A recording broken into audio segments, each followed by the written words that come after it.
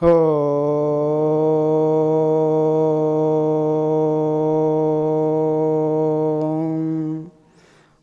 బ్రహ్మాయ విష్ణురూపాయ శివతేజస్వరూపిణే జీవకారుణ్యహితాయ ప్రేమదేవాయ తే నమః.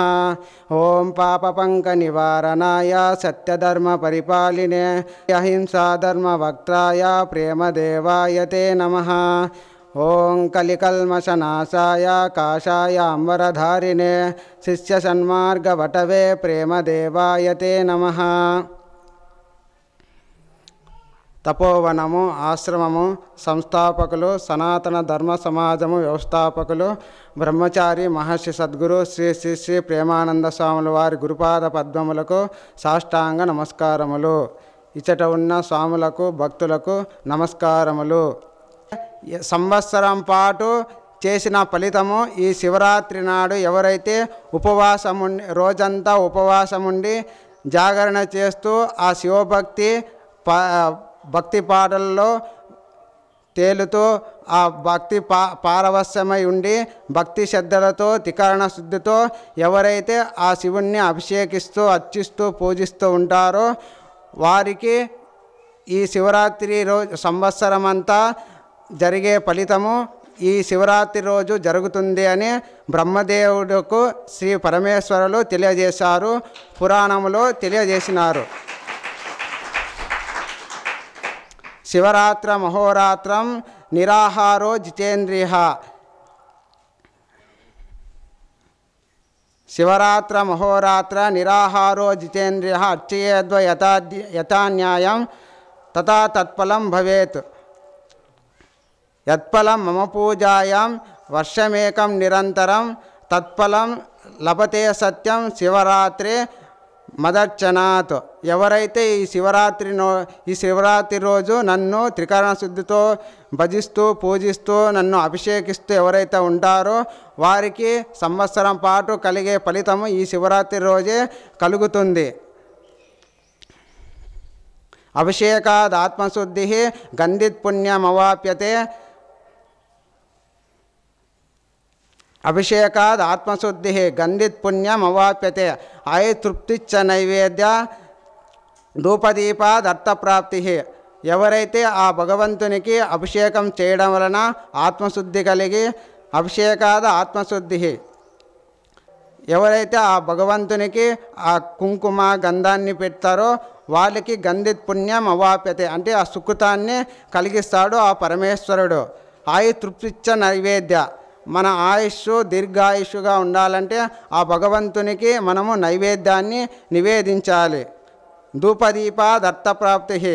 ఆ భగవంతునికి ధూపము దీపము పెట్టడం వలన మనకి ధూపదీపాద్ అర్థప్రాప్తి అష్టైశ్వర్యాలను మనకు ప్రసాదిస్తాడు అని మన మహర్షులు తెలియజేసినారు.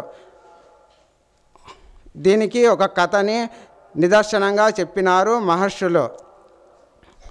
ఒకరోజు ఒక వేటగాడు తన నిత్య కార్యక్రమాలను చేసుకుంటూ ఎప్పుడూ ఆ వేటాడుతూ వాళ్ళ పిల్లలను సంసారాన్ని గడుపుతూ ఉండేవాడు. ఒకరోజు వేట దొరకలేదు. దొరకపోవడం వలన నీటి కొలను అక్కడే ఉన్నది. ఇంకా ఎంతసేపటికి సాయంత్రం అయినది. ఎంతసేపటికి ఆ వేట దొరకలేదు. దొరక్కపోతే ఇంక ఇక్కడ కొలను ఉన్నది, ఇక్కడ దప్పిక అయినప్పుడు ఆ జంతువులు వచ్చి ఇక్కడ నీరు తాగుతాయి, అప్పుడు మనము ఆ జంతువులను వేటాడవచ్చు అని ఆ గురుద్రుహుడు అని వేటగాడు అనుకుంటాడు. అలా అనుకొని ఆ చెట్టుని ఎక్కుతాడు. అక్కడ ఉండి ఆ కొలను దగ్గరే ఉండి ఆ చెట్టుని ఎక్కి ఆ చెట్టు పైన కూర్చుంటాడు. ఆ చెట్టు పైన కూర్చొని ఉన్నప్పుడు ఇంకా ఆ చెట్టు మీదనే కూర్చొని ఉంటాడు. ఆ జంతువులు వస్తున్నాయని దాన్ని సుదీర్ఘంగా చూస్తూ వాటిపైనే ఆయన యొక్క దృష్టిని పెడతాడు.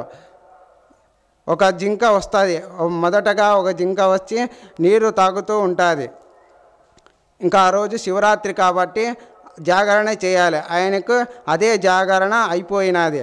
ఇంకా ఆ చెట్టు మీద ఆ చెట్టు ఏదంటే బిల్వ చెట్టు. ఆయనకి అది బిల్వ చెట్టు అనేది తెలియదు. ఆ బిల్వ చెట్టు పైన కూర్చొని వాటి యొక్క జంతువులను చూస్తూ ఎప్పుడైతే వస్తాయో నేను వేటాడుదామని చూస్తూనే ఉంటాడు. ఒక జింక వచ్చి నీరు తాగుతూ ఉన్నప్పుడు వస్తుంది. వచ్చేటప్పుడు ఆ వేటగాడు ఆ విల్లును ఎక్కువ పెడతాడు.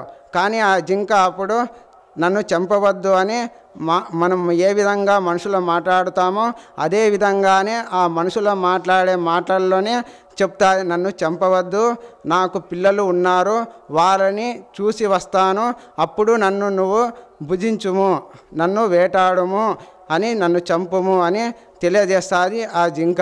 జంతువుల మాటలు నేను నమ్మను, నేను వేటగాడిని, నాకు దయ లేదు అని అంటాడు. కానీ అప్పుడు ఆ వేటగాడైన గురుద్రుహుడు ఆ బిల్వ చెట్టు పైనే ఉంటాడు. ఆ బిల్వ చెట్టు పైన జాగరణ చేస్తూ ఆ ఆకులను అక్కడ తుంచి కిందికి వేస్తూ ఉంటాడు. కానీ ఆ శివలింగము అక్కడే ఉంటుంది. ఆ శివలింగం పైన నేను వేస్తున్నానని అతనికి తెలియదు. ఆ శివలింగం పైన ఆ శివరాత్రి రోజు ఆ బిల్వపత్రాలను ఆ శివలింగం పైన వేయడం వలన అతనిలో ఆత్మశుద్ధి అనేది పరివర్తన జరుగుతూనే ఉంటుంది. ఆ బిల్వ పత్రాన్ని ఎప్పుడైతే ఆ భగవాన్ శివుని లింగంపై వేస్తూ ఉంటాడో ఆయనకి ఉదయ పరివర్తన కలిగి, ఎందుకంటే క్రూరాత్మనికి దయ ఉండదు, ఆ జంతువులను చంపాలని బుద్ధి ఉంటుంది కానీ కలగదు.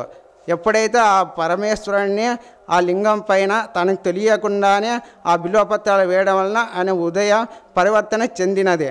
సరే పొయ్యి రాపోండి అని ఆ జింకకు తెలియజేస్తాడు ఆ గురుద్రోహుడు. అలాగా ఒక జాము అయిపోయినది. ఇంకా రెండవ జాము వచ్చేటప్పటికి ఇంకొక జింక వస్తుంది. అప్పుడు అంటే అది వాళ్ళ అక్క వచ్చింది, మళ్ళా సోదరి వస్తుంది. ఇంకా ఆ జింక కూడా వచ్చి మా వాళ్ళు ఉన్నారు, మా చుట్టాలను బంధువులను ఒకసారి ముఖం చూపించి వస్తాను, నన్ను చంపవద్దు అని మామూలుగా మనం ఏ విధంగా మాట్లాడతామో అదే విధంగానే ఆ జంతువులు కూడా మాట్లాడతాయి ఆ గురుద్రోహంతో. అయినా సరే నాకు దయ లేదు, ఏమీ లేదు, నా పిల్లలు నాకు నేను ఆహారంగా పెడితేనే వాళ్ళు అక్కడ బతుకుతారు, కాబట్టి నేను ఆహారంగా నిన్ను చంపుతాను అంటే, సరే నేను మా బంధువులను చూసి వస్తాను, వారికి ఒకసారి ముఖం చూపించి వస్తాను అని సత్యం పలికి వెళ్ళిపోతుంది. సరే పోయిరా పోండి అని రెండవ జాము ఆయటకి అయిపోతుంది. అయిపోయేను మళ్ళా తర్వాత ఇంకొక జింక వస్తుంది. అనగా మొదటిసారి వచ్చిన జింక వాళ్ళ భర్త వస్తారు. భర్త వచ్చి మా భార్య పిల్లలు అందరూ ఉన్నారు, నేను కూడా వచ్చి నీకు ఆహుతి అవుతాను అని చెప్పి వెళ్ళిపోతాయి. అందుకే సత్యం పలుకుతాయి. జంతువులైనా సరే సత్యం పలికడం వల్ల మనకు ఈ జంతువు జన్మ నుండి మానవ జన్మ వస్తుందని ఈ కథ ద్వారా మనకు మహర్షులు తెలియజేశారు. అదేవిధంగానే మూడవ జామ అయిపోయినది. మూడవ జామ అయిపోయిన తర్వాత బిల్వపత్రాలను ఆ శివలింగం పైనే విసురుతూ ఉంటాడు. ఆ బిల్వపత్రాలు ఆ శివలింగంపై పడడం వలన ఆయన హృదయ పరివర్తన చెంది తర్వాత ముగ్గురు ఒకేసారి వచ్చి ఆ గురుద్రోహుడు ఉన్న బిల్వపత్రం పైన ఉన్నటువంటి ఆ వేటగాడి దగ్గరికి వస్తారు. వచ్చేను నన్ను చంపు, నన్ను చంపి మీ వాళ్ళ యొక్క ఆకలి బాధను తీర్చుము అని మూడు కూడా ఒకేసారి ఒకరి దానిపైన ఒకటి అడుగుతూనే ఉంటాయి. వాటి యొక్క సత్యనిష్టను, వాటి యొక్క దయను, ప్రేమను, నాకు ఇచ్చిన మాటను అవి తీర్చుకున్నాయి. కానీ నేను వాటిని ఎందుకు చంపాలా అని అతని దయ ఆయన హృదయం పరివర్తనం చెందినది. అది ఎందువలనంటే ఆ పరమేశ్వరుని పూజించడం వల్ల అతనికి దయ అనేది ఉండదు, క్రూరత్వం అనేది ఉండదు. ఎప్పుడైతే శివరాత్రి రోజు జాగరణ ఉండి ఉపవాసం ఉండి ఆ భగవంతుణ్ణి తెలియదు ఆయనకి, నేను ఆ భగవంతుని పూజిస్తానని కూడా తెలియదు. ఏ విధంగా అయితే నిప్పును ముట్టకపోయినా కాలుతాయి, అదేవిధంగానే భగవన్నామస్మరణను ఈ పర్వదినాలలో ఎన్నో సంవత్సరాలు నువ్వు చేసిన పుణ్యం కూడా ఒక శివరాత్రి రోజు సంపాదించవచ్చు అని మన మహర్షులు తెలియజేశారు.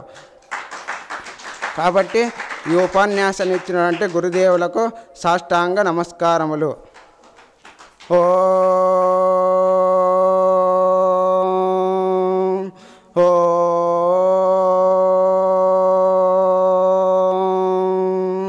ఓం सहना भवतु सहनौ भुनक्तु सह वीर्यं करवावहै तेजस्विनावधीतमस्तु मा विद्विषावहै।